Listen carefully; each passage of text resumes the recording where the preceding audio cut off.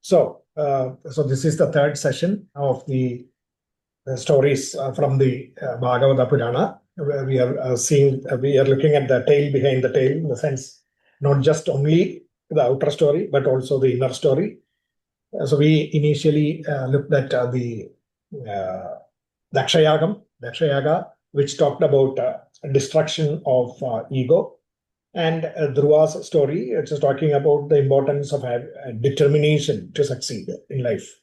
So we have the ego, destruction of ego, and determination. So once you have destruction of ego and this focused mind with determination come over, then there is that our mind is ready to understand what the self is. So both the selflessness and the determination, or firm determination, that power of the mind that comes from the self. Now the third story is actually the epitome of all philosophies that we probably will be looking at through these stories, which is the Puranjana's story, PuranjanOpakhyAnam.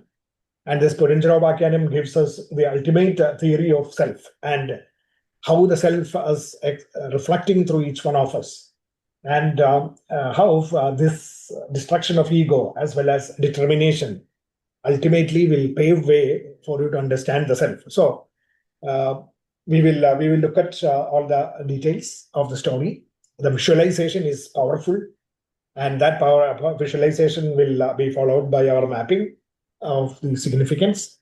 I will now hand over to Anandji for that visualization of that wonderful story of the life of Puranjan.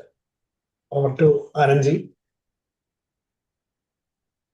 Om Gham Ghanapataye Namah.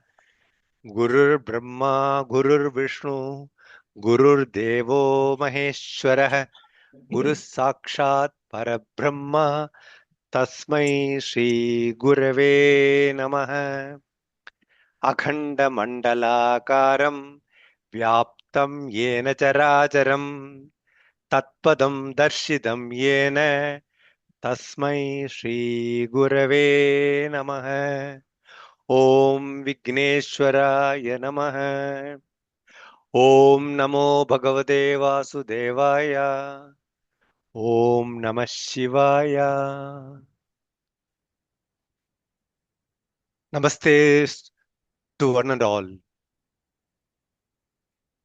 2 days back, we celebrated Mesha Sankranti and Vishu.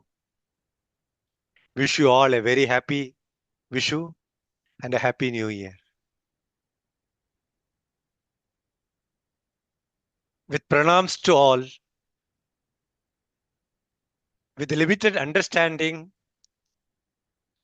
I am venturing to talk about PuranjanOpakhyAnam, a subject which is highly spiritual and very difficult to understand.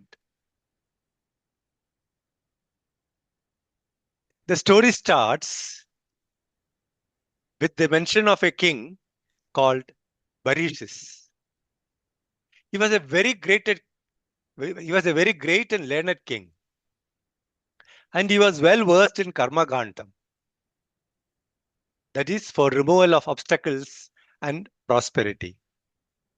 He went on doing yajnas, yagas, etc., and the whole earth was covered with darbas. Normally, we keep the head of the darbar towards east. So, he was called Prajina Barhis. For the yajnas, he was killing quite a lot of animals as sacrifice. But he was highly knowledgeable and learned. Seeing this, Narada wanted to put Prajina Barhis in the right perspective. He came to the palace of Prajina Barhis. The king offered all respects. And after this, Narada asked the king, by drawing his attention to the various animals he has killed in the last so many years. He asked him, "You have been doing yajna for such a long time. Can you tell me what do you expect and what do you want from that?" The king thought for a minute and he said, "My mind is polluted. I am not able to distinguish between prayers, short-term pleasure, and shreyas, which is giving long-term understanding and benefits." Seeing that the king is having a proper mind, the Narada started explaining a beautiful story. He said, "The king, see, look like you, there was a king called Puranjana. He was extremely knowledgeable and he was spiritual too. And he had a companion by name Avijnata, but he never recognized him. The king wanted to have something, a perfect place on earth where he will have all the pleasures." And he went on looking the places. He rejected many places, but finally he discovered a magnificent city in the Himalayas with nine gates, with golden houses, and think of whatever you want available there. While exploring the city, he saw a beautiful and graceful woman guarded by a powerful five-headed serpent. The young woman was also accompanied by 11 male servants, an umpteen number of maid servants. It appeared to Puranjana that she was also looking for a companion, maybe a husband. Overwhelmed by her beauty, Puranjana praised her in all. He praised her, explaining her enchanting figures, and begged her to accept him as her husband. The woman smiled and she said, "I don't know my parents. I don't know my origin. I don't know my name. I found myself in this city, a beautiful city, and these companions are my servants who maintain this city. This serpent is constantly watching me and protecting me even when sleeping." She invited Puranjana to stay in the city, and she promised that for 100 years that he will get all the happiness in the world. And she also declared that such happiness can never be got even to ascetics. Puranjana accepted the proposal and entered the city and became completely absorbed in the material enjoyment. He was totally guided by the queen. If all the actions were hers. If she laughed, he laughed. If she cried, he cried. If she slept, he slept. He lost all his independence. King Puranjana totally forgot his Avijnada. The life went on with total enjoyment with his wife. One day, suddenly Puranjana decided to go for hunting. He prepared himself. He decorated his chariot and went to the forest. At the forest, he began hunting all the animals. He killed deers, boars, rabbits, and all the creatures in front of him with his weapons. The cries of the animals echoed all over the woods. The ground was filled with bodies of animals. He got further intoxicated. He went on hunting the animals. After some time, he got totally exhausted and returned to the city. After refreshing himself, he noticed that the city is unusually dull and lifeless. He looked for his wife. The servant said that she is very angry and she is lying on the floor with grief. Hearing this, Puranjana went to the chamber and saw her lying on the floor. He begged for forgiveness. He said he promised that he will never abandon her in future and that he will look after her henceforth. He confessed to her that he was completely dependent on her, and all the joys came only from her. The queen forgave Puranjana, and both of them started living very happily in the city. Time passed. Puranjana became old. One day, Chandadeva, a mighty Gandharva leader, came there with 360 male Gandharvas and 360 female Gandharvis. They went on attacking the city. Along with Chandadeva, Kalakanya also came.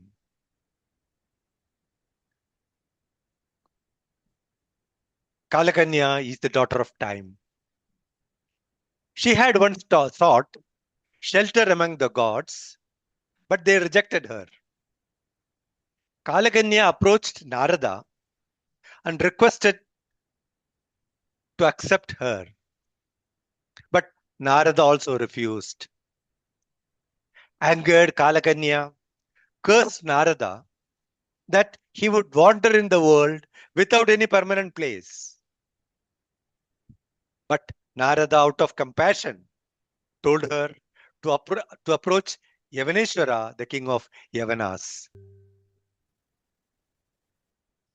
As advised, Kalakanya approached the king of Yavanas, who advised her to join his brother Prajwaran and join the army. Prajwaran is her brother. He is Yavaneshwara's brother.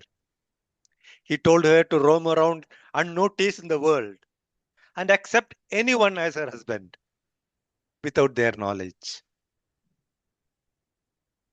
Kalaganya went to the world and started attacking, accepting everyone as she liked. Kalaganya, along with Prajwara, also attacked Puranjana city. With her came also the Yavana king, representing death, with his fierce soldiers. Kalaganya entered, decay followed. The city's wall weakened. The beauty faded, and the vitality drained away. Puranjana, deeply attached to the home and pleasures, felt his strength is also slipping away. The Yavana king forces surrounded the city and launched their attack further. They started destroying the palace. Puranjana's forces tried bravely to fight the Yavanas, but they also fell one by one. Among them was also the great serpent. It also tried to protect, but even he could not resist longer. Finally, it also decided to leave. The invaders seized control.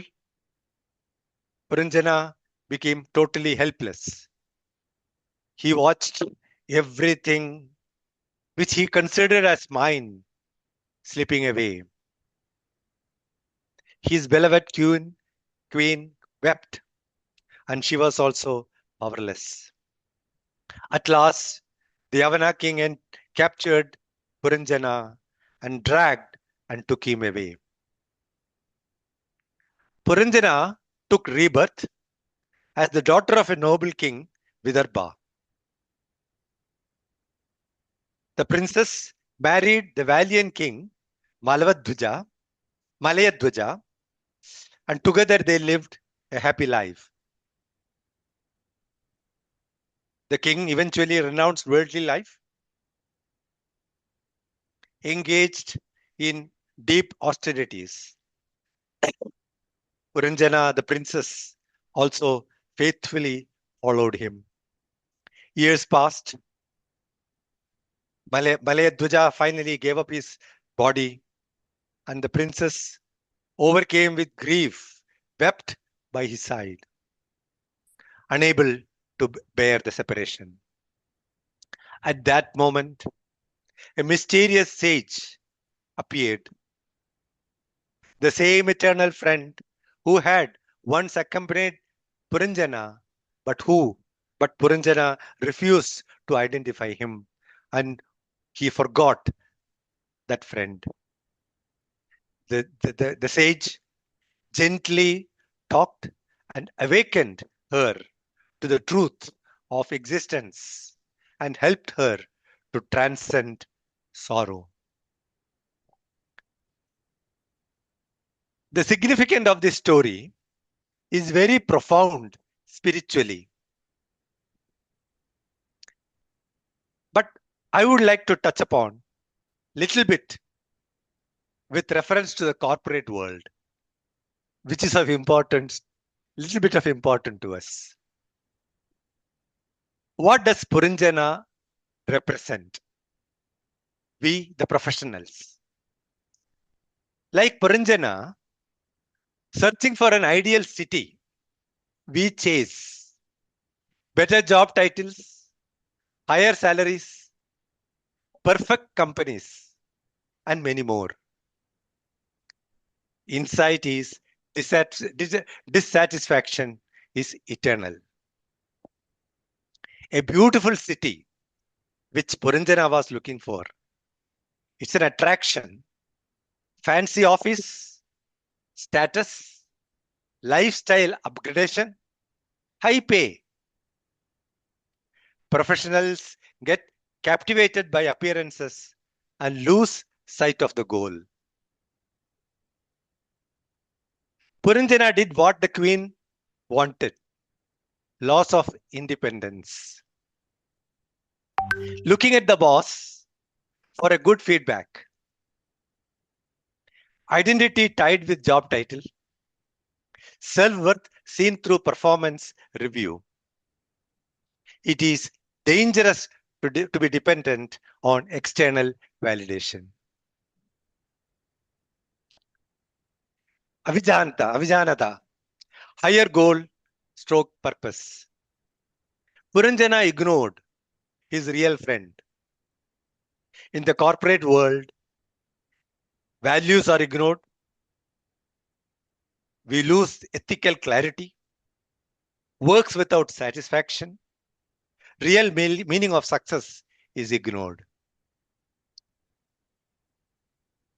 This can be seen in many of us, many of the people whom we consider as successful due to their net worth, etc. Internally, they will be burning as they have forgotten the deeper purpose. What does hunt mean? Career ambition gone unchecked. Today, we go by obsessions with targets, ruthless competition. We win at any cost. Work becomes a battlefield. Killing animals. We kill relationships, team health, ethics, personal health. Result, Puranjana is exhausted. In the corporate world, we leave behind exhausted teams, broken trust, inner fatigue. Puranjana gets addicted to hunting. Thrill out of outperforming peers. Dopamine from closing deals. Validation from promotions. Returning home feeling empty. Emotional neglect of inner life. Success outside drives for more success, but not at all satisfied. Angry queen. Ignored emotional intelligence. Loss of emotional balance, inner well-being. Apology. It is reaction. Regrets after damage is done. In corporates, leaders act after ethical violation. Awareness comes late after consequences. Summing up, uncontrolled ambition, neglected inner balance results emotional collapse.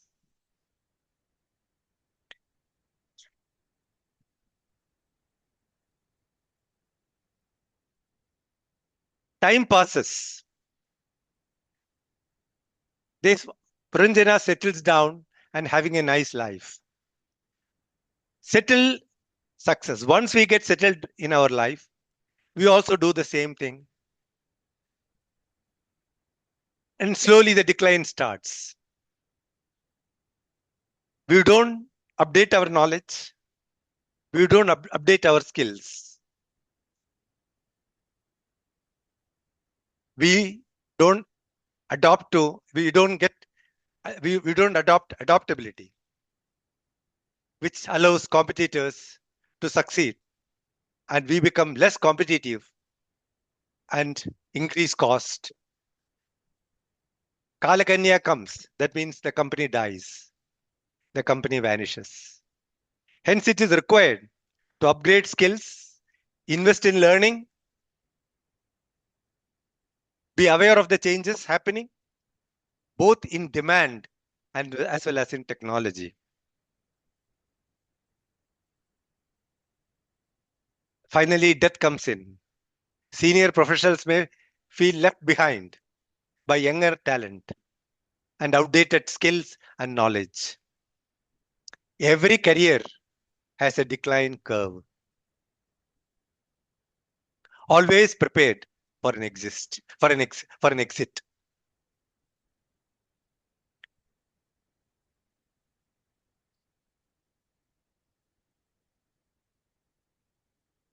What is the second birth?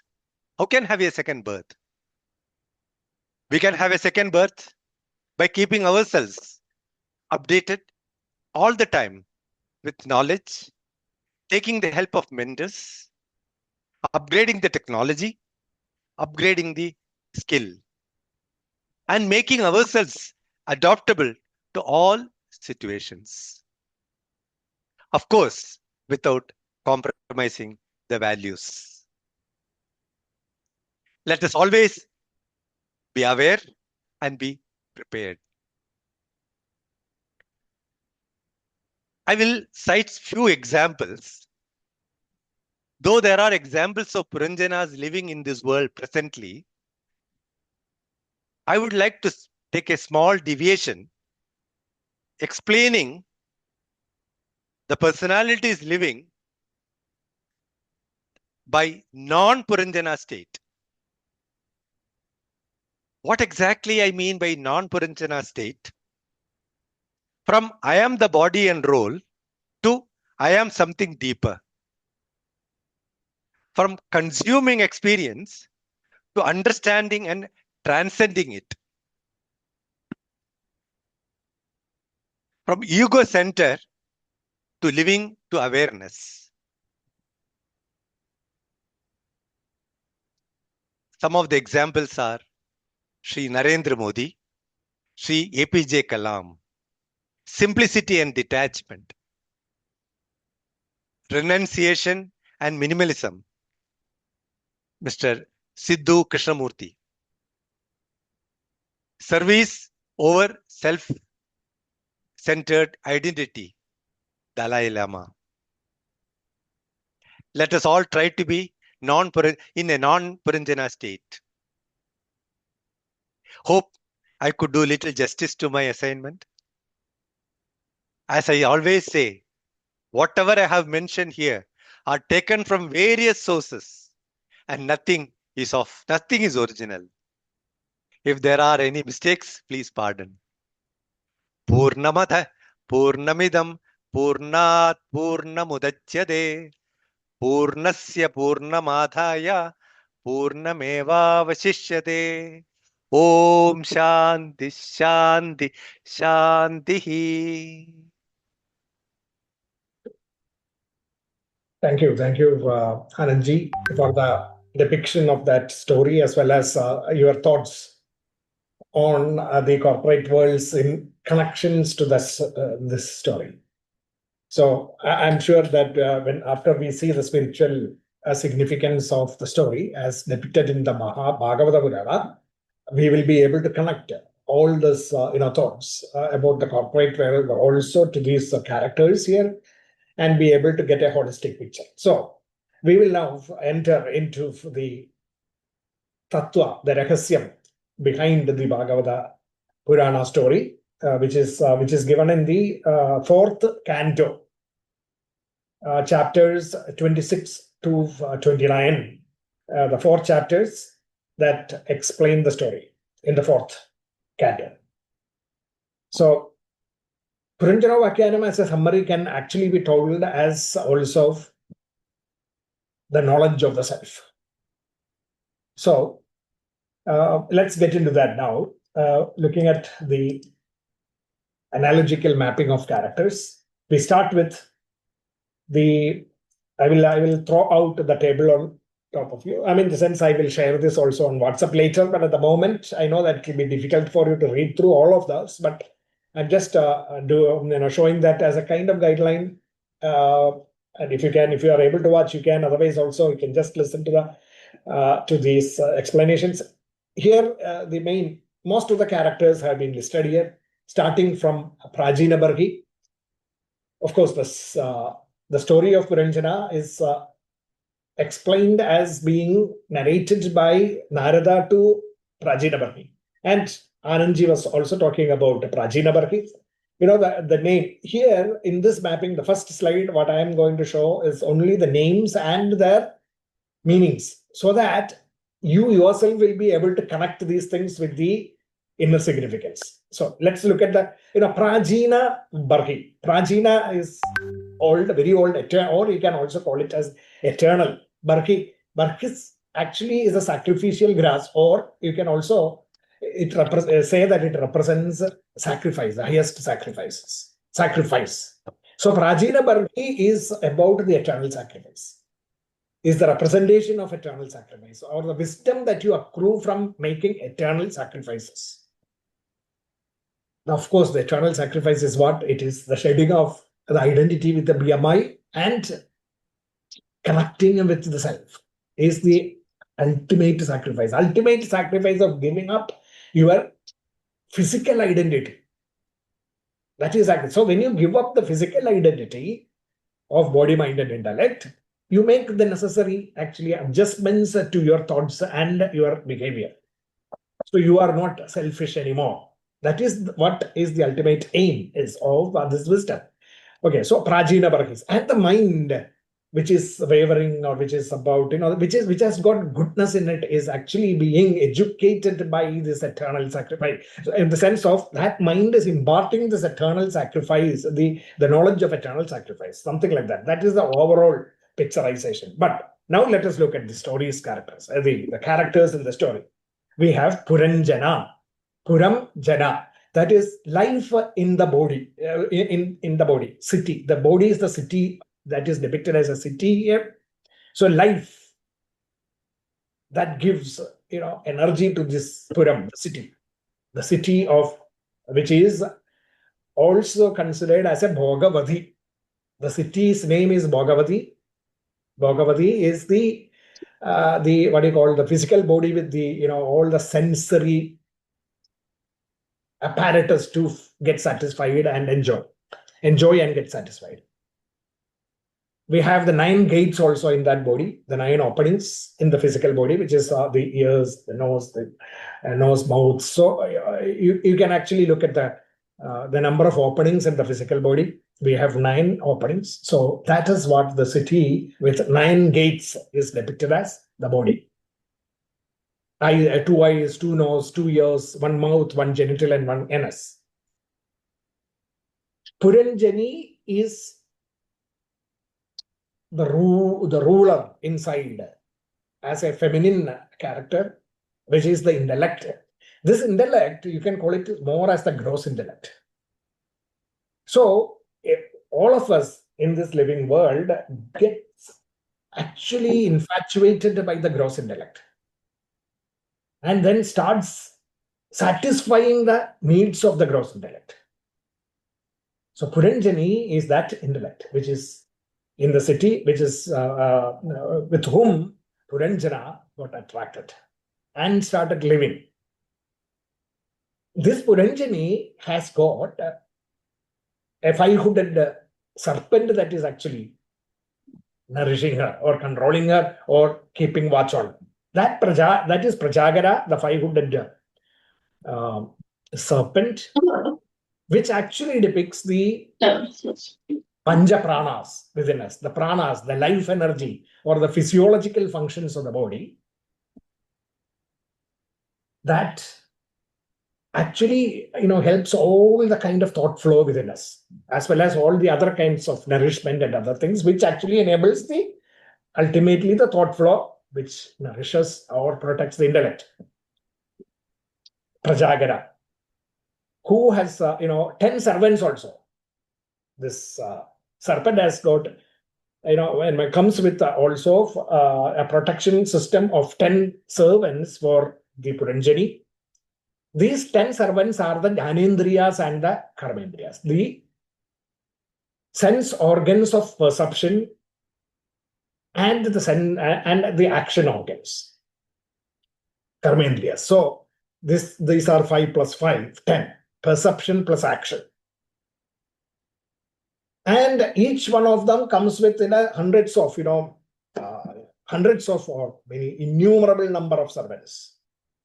This innumerable armies of servants who are supporting the intellect are the sensual delights that are spread everywhere in this world, which actually attracts. And then we go after that, pleasures and their sources.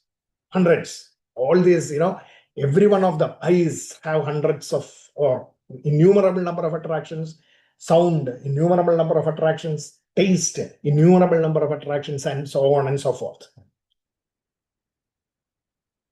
And we live in this world. So Puranjana is the life in the body, which is also the jiva. So you can call it in the spiritual sense as called the jiva, that get tied to the intellect and the senses and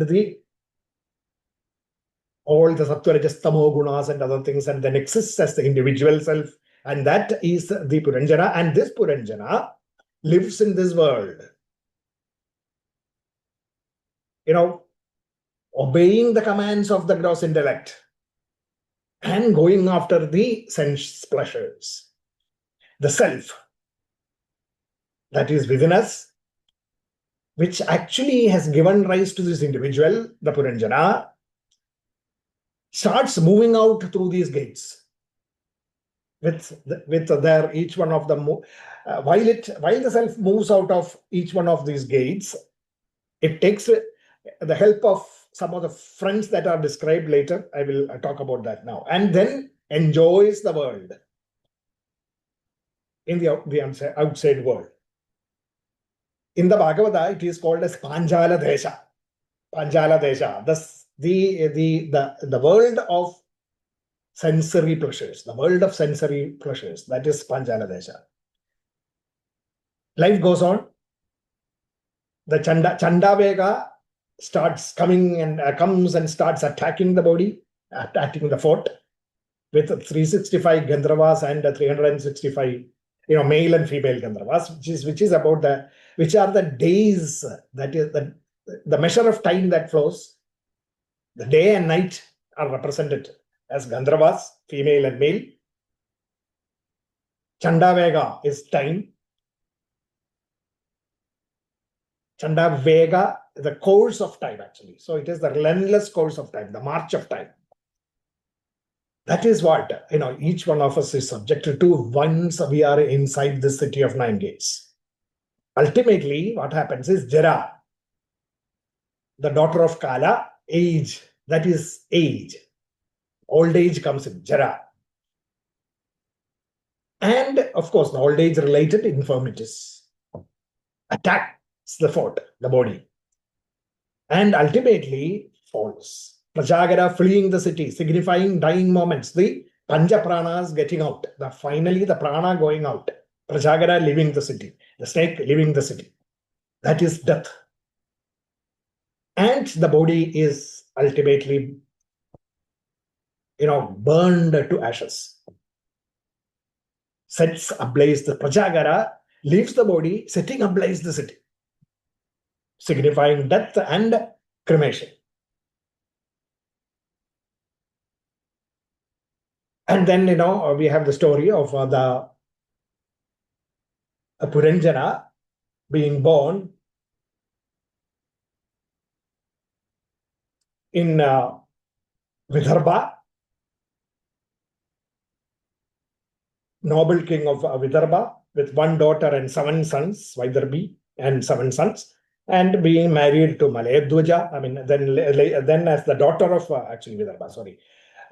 Being born as, because Puranjana died thinking of Puranjani, it is said that he is born as a queen of Vidarbha, as 1 daughter who had 7 brothers also, and was married to Malayadwaja, who was a very noble person of nobility, and ultimately he, getting the required knowledge, the self-knowledge, and understands who this Avijnada was, the unknown friend who was with not only Vaidarbhi and Malayadwaja, but also Puranjana, but who forgot. Puranjana did not recognize that Avijnada, the self.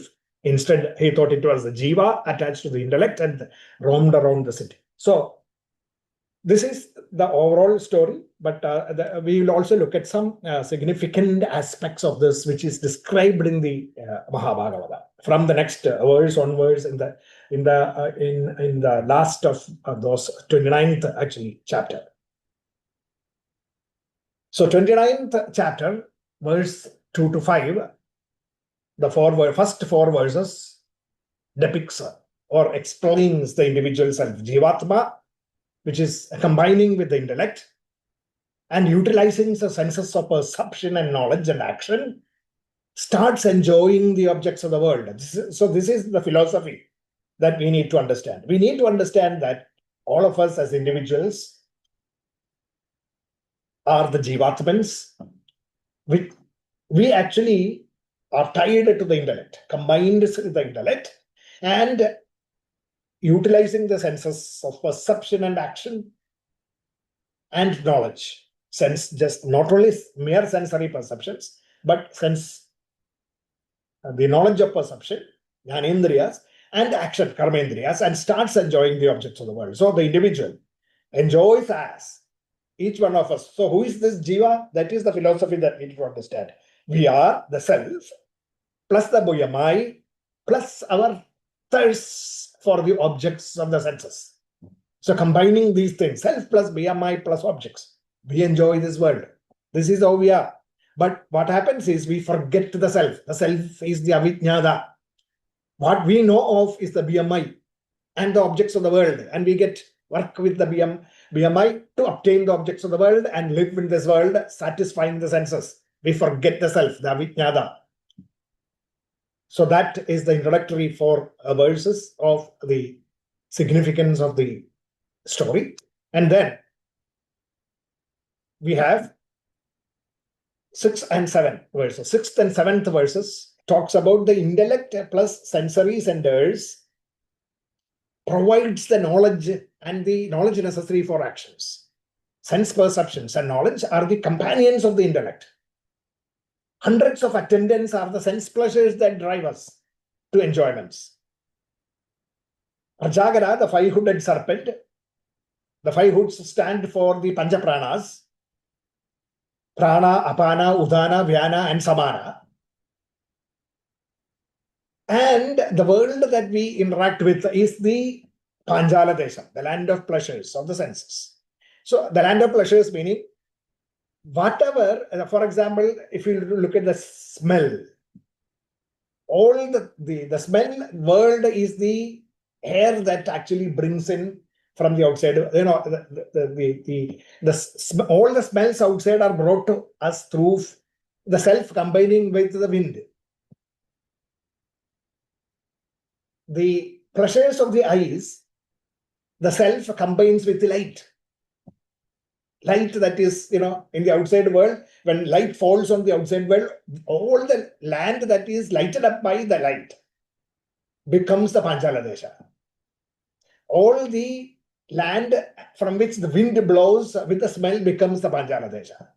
So, in the Panchala Desha, the land of pleasures of the senses, the Jiva, helped by the self, but the Jiva forgets that it is the self and goes out through these gates and from the east, west, south, and north and enjoys. And all this area that is covered in the four directions are, it is all, if that is called as the Panchala Desha. The physiological functions, the Prajagara, enable the functioning of life, protecting us through life. That is what provides us the life energy, the nourishment for the life. And their leader is ultimately the mind, who coordinates and controls. The sensory world is where life expands, and the body, as a conglomerate of all the BMI of our living existence, operates through interacting with the world through the 9 openings. Is basically what is described in the verse number 6 and 7. Verse number 8 to 15, 8 verses now goes through explaining the various other aspects of the analogy. The self, as I said, expresses, by moving out through these sensory, the gates, the 9 gates. So let us look at what the gates are. On the eastern side, Bhagavata actually explains it through characters who are helping the self. Kadyodham is the name of the gate. Kadyodham and Avirmukhi are the 2 of the 5 gates. There are 5 gates on the eastern side. 2 of them are called Kadyodham and Avirmukhi. What are they? That is the left eye and the right eye. Kadyodayam, left eye, Avirmukhi, right eye. I mean, you can look at the Sanskrit words and their meaning, and this is basically what it is. And how do they function? The gates allow the self to go out through it. And with Dhuman, sun, that is a light-giving sun. With the help of light as friend, with Dhuman as the friend, self goes out through these Kadyodayam and Avirmukhi to the land, which is made bright by light, Vibrajidam, the land. Vibrajidam is one of the districts of Panchala Desha. Vibrajidam is the land made bright by light. Whatever is in darkness, the eye doesn't see, and therefore the self does not, make us enjoy that. But what is lighted up by bright light, sun, Dhuman, helps self to go out into and get involved in the land. That land or that state or district is called as Vibrajidam. Then the 2 other gates on the eastern side are Nalini and Nalini. Both words have the same meaning, which is nostril. So each of those nostrils. There, the land that is described is the land that is powered by wind. avadhuta, fanned by wind, bringing in fragrance. So the nose enjoys, through the nose, the self goes out and enjoys the land of fragrances, Saurabha. The fifth gate in that fort is the mouth.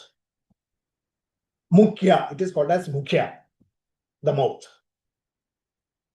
Now, there are various things involved with the mouth. When self goes out, it is getting the help of rasajnan, which is the knowledge of tastes. So taste buds help you to understand or get the knowledge of the tastes. And, from where? From the marketplace, which is called as Abhanam. Abhanam. From the Abhanam, it gets all the kinds of food and helps us. And by knowing the knowledge of the tastes enjoys,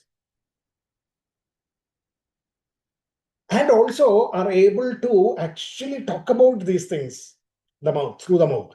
Vibhanam, Vibhanan, which is, Vibhanan means, marketing abilities or alluding to speech capability. So we are able to describe and get what we want and enjoy. What? Enjoy what? Bahudana, the wealth of food. So the mouth, eastern gate. And now we have the western gates. Western gates. Okay, before we look at the western gates, let us look at the northern gates actually. Northern gates and the southern gate. North and south gates are Devahu and Pidruhu, the left ear and the right ear. So left ear with the friend Shrudhadhara, the power of hearing, enjoys good and bad things in the Panjala Desha. Good and bad things of things that you do. Good and bad, pravritti and nivritti. There are, the Panjala Desha has got two sides, the Dakshina Panjala and the Uttara Panjala. Dakshina Panjala is talking about, we hear about bad things from the Dakshina Panjala, and we hear about good things from Uttara Panjala.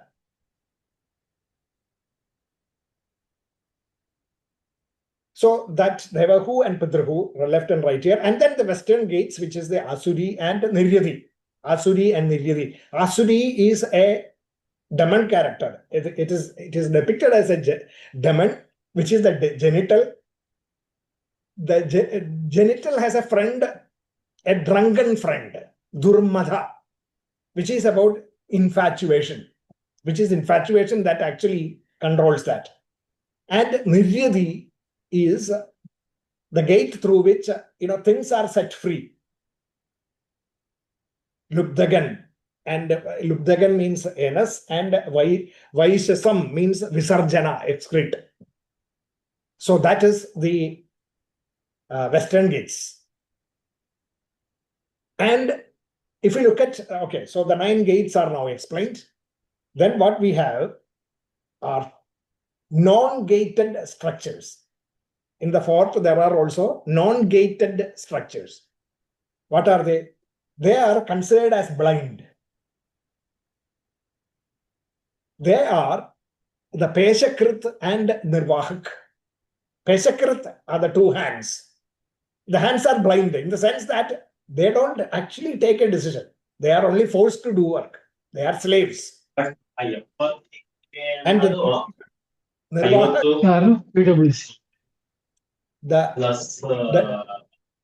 Nirvahak are the legs that move around. So Peshakrit are the hands, which is used for work, and Nirvahak are the legs that helps us to move around.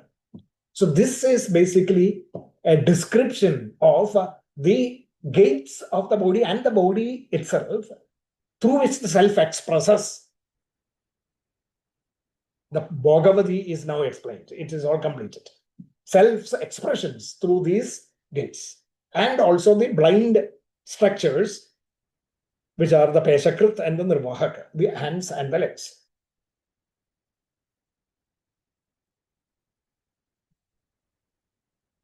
So ultimately, it is, in one picture, if we capture this, I will post this picture for you to actually, this one picture should, help you to understand the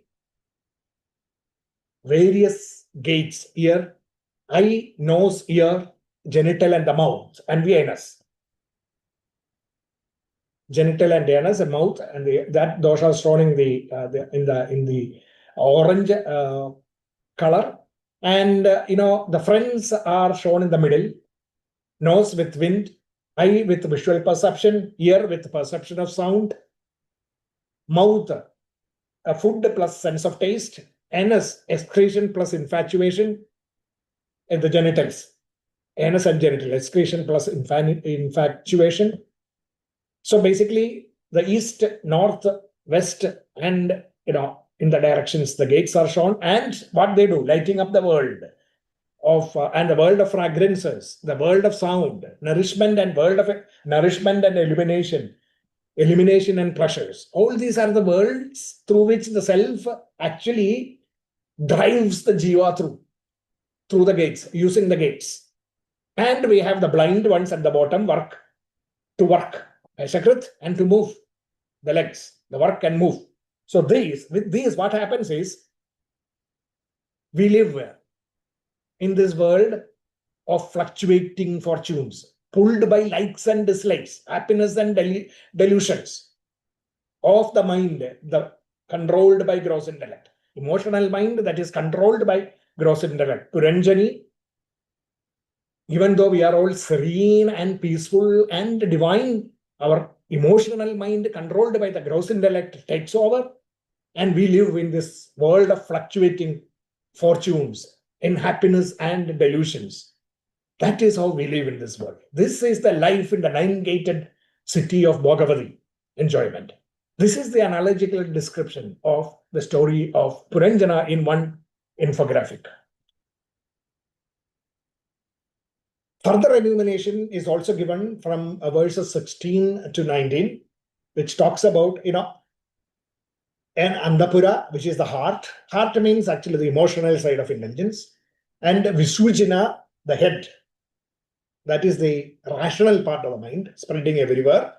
Vishujina, spreading everywhere. Andapura, residence.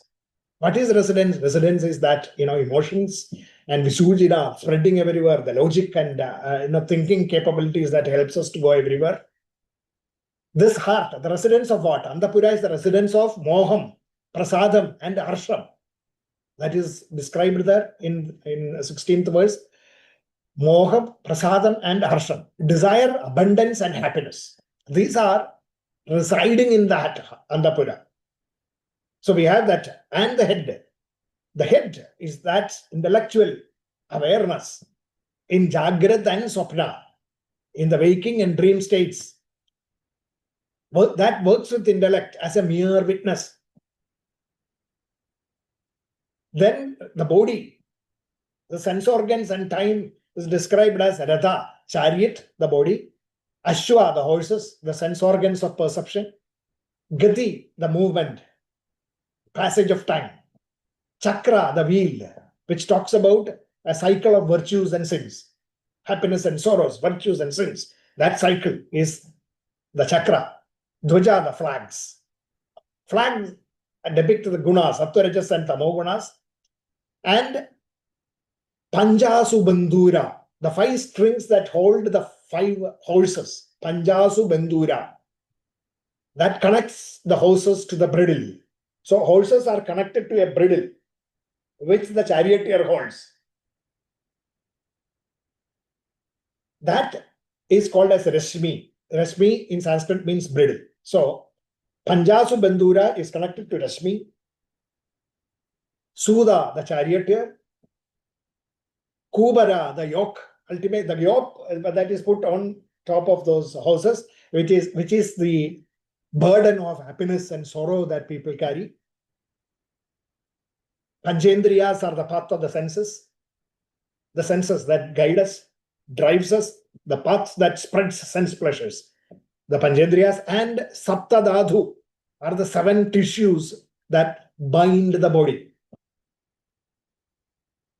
or the chariot, that how the chariot is made. It is depicted as a sapta dhatu, which is about in the physical body, the 7 tissues that make up the muscles and all those things. So this is how the life, jiva, spends time inside. Head plus heart plus body, senses, and time takes over and moves us through virtues and sins, combining with the gunas, with the flag of gunas, knowledge, passion, and ignorance, driving us. Hope, through hope and despair. This is the depiction of life, as described in verses 16 to 19. So, if you look at a grand summary, which is given between 20 and 25, the transactions in the world are led and controlled by the mind and the 10 senses of perception and knowledge. All unvirtuous deeds and lustful actions are thus committed through these senses playing around. The time flies as does days and nights. Death is a natural corollary that accompanies time as it flies. First, fear and diseases weaken the body. We live in this world assuming ownership of the senses and the world and suffer the 3 types of sorrows from the outside world, divine, and Adi Buddha, Adi Devika, and Adi Yajna. Types of sorrows that accrue through acts of nature, acts of man, and ailments. Adhyatma. Thus, we live a maximum of 100 years or so. This is 20 to 25 summarizing it. So it is about the 9-gated Bhagavad city, which is being inhabited by the Jivatma, and the gross intellect playing the host, and the Jivatma getting entwined with the gross intellect of ego. The prana giving life, Panchapranas. And the life goes out through these gates and enjoys this world of objects. Time goes by. The days of the year followed by the 24/7. This is happening. All through this, every day, 24/7, 365 days, this is happening. And ultimately what happens is, we are visited by fear and diseases. And the power of life, which is self-effulgent. Power of life is energy, pure energy. But we believe that life is enriched by the senses and the qualities. We forget the self. We think that we are what we are with the qualities of purity, aggression, and negativities, and live in hope and despair.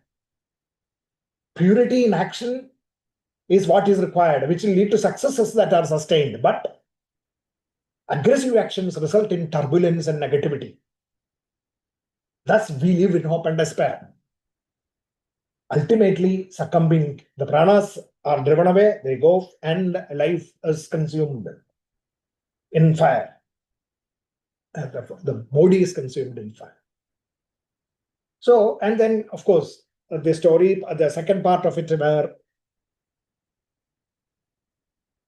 the daughter of Vaidarbhi, and with 7 brothers, marrying Malayadwaja, is all about that intellect which actually went through all the difficulties during the Puranjana time, became more chastened and started living a noble life with Malayadwaja, Puranjani becoming the queen of Vidarbha and then marrying Malayadwaja and living a life of nobility. Malayadwaja ultimately getting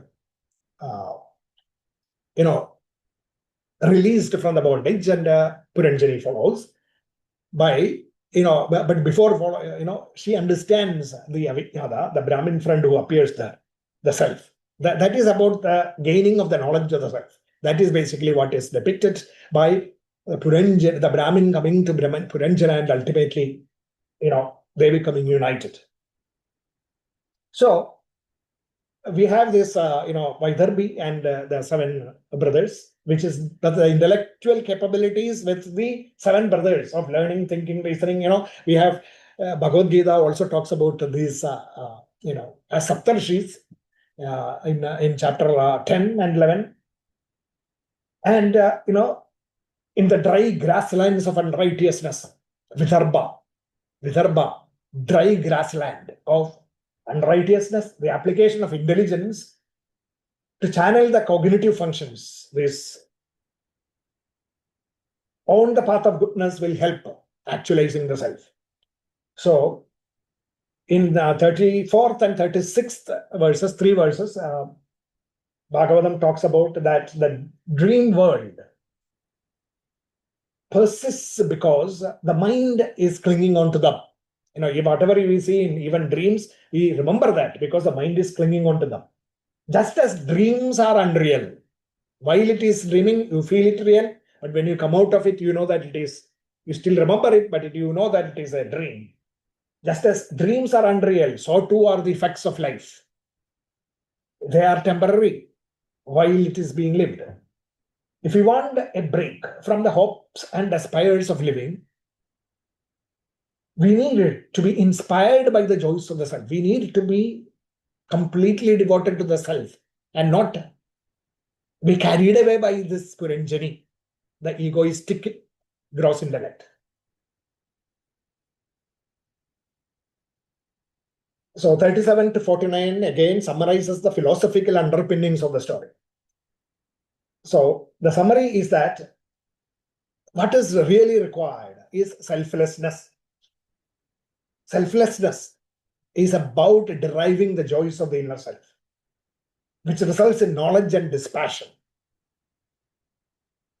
Only selfless people will develop unwavering devotion to the self, the requirement that is given. Only with selflessness can you actually be devoted to the self. That devoted to the self means it is about the quality, utility, precision, accuracy in the practical world that we talked about. And there are sustainable successes that we can get through applying the mind only to the quality, utility, precision, and accuracy, and not to personal gains. If you are bound to only personal gains, then whatever your existence is will be bound by the cycle of hope and despair. Now, the important thing that is described in verse, I think it is about 39, 40, 41 and verses, I think, is about how can you actually do this, be selfless and be focused fully on the joys of the inner self. That is about this quality, utility, precision, and accuracy aspects of outward living, or to the, satisfying the egoless requirements of living. Egoless requirements of living. How can you do that?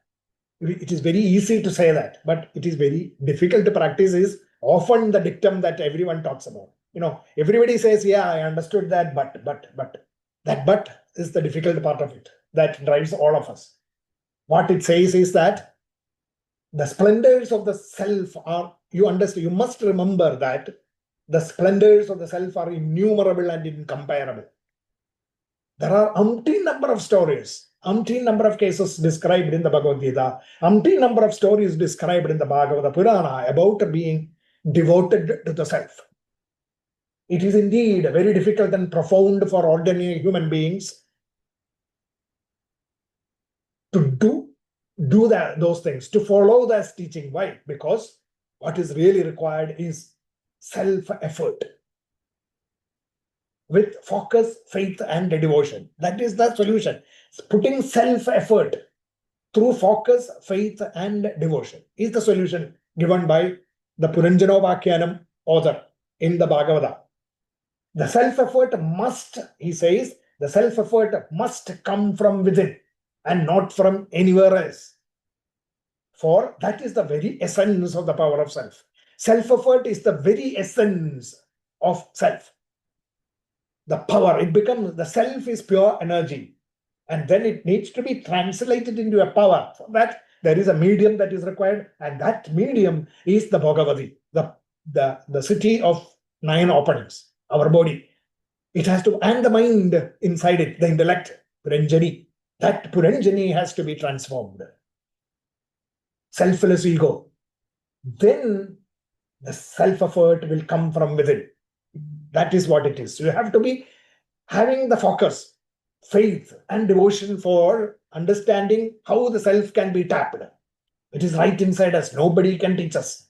Nobody can show us. It is only through self-effort that you can bring it out. We need to shed all this ignorance of the self through words like but and, therefore it is difficult, I cannot, and all those things are barriers in the path to knowledge of the self. The essence of knowledge is the understanding of the self as our very identity. We are the self, not the BMI. We are not the Puranjani, the Bhagavati, the city of Bhagavati, nor the Puranjani, the attractions of that city. The eternal sacrifice, Prajina Barhis, that we have initially started off with, the eternal sacrifice is sacrifice of the identity that we are just the body, mind, and the intellect. We keep wavering. And that mind has to really tell you this story. The mind has to really tell you the story that you are the self. And that eternal sacrifice is your essence. That is what Narada is telling Prajina Barhis. Through a story, through the story of Puranjana. Action that is aimed at satisfying the self is selfless sacrifice. So self-sacrifice, then, understanding the self through the powers of sacrifice, putting self-effort as your main tool, you become limitless. Developing unwavering self in the self-knowledge. This is alone the knowledge that will help you to be released from the bondage of limitlessness. And ultimately, PuranjanOpakhyAnam is concluded in the verses 50 and 51 of chapter 29.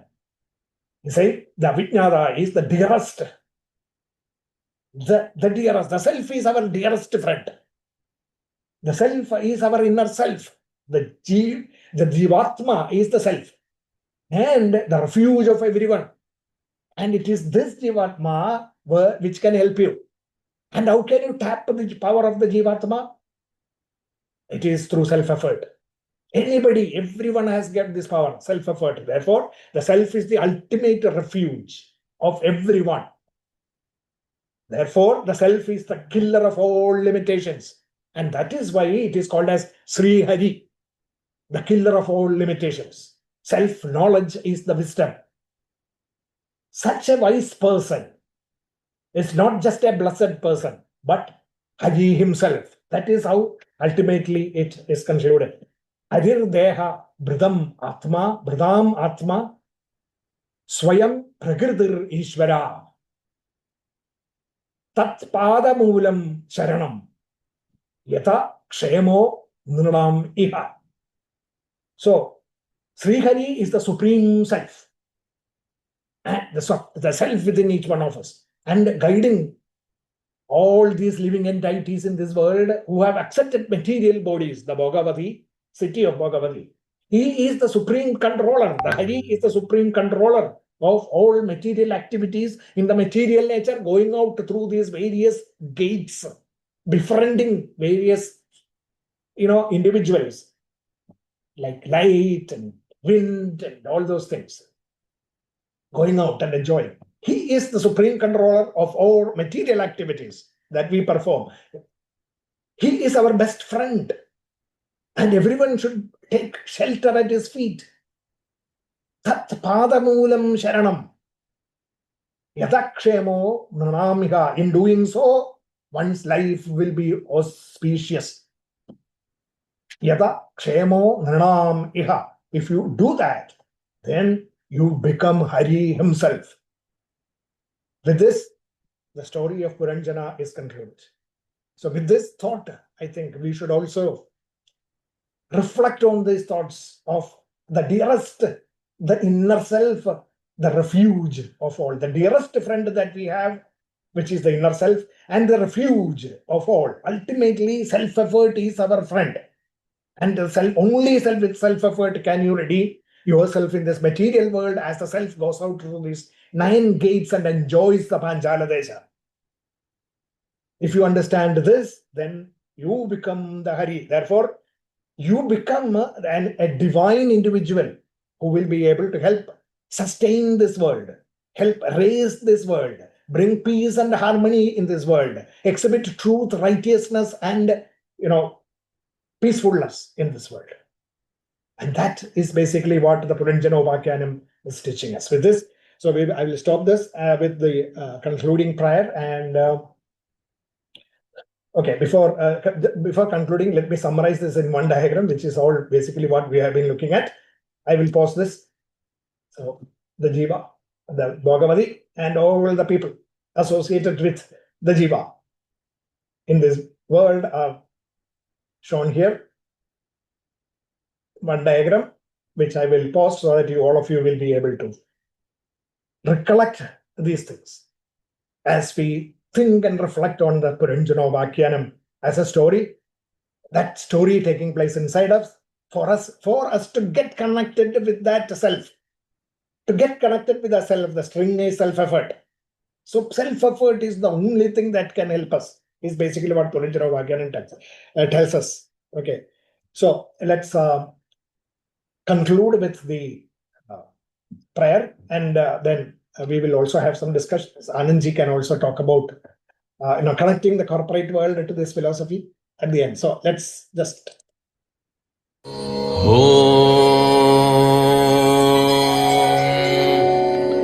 Purnamada Purnamidam Purnat Purnamudachyate Purnasya Purnamadaya Purnamevavashishyate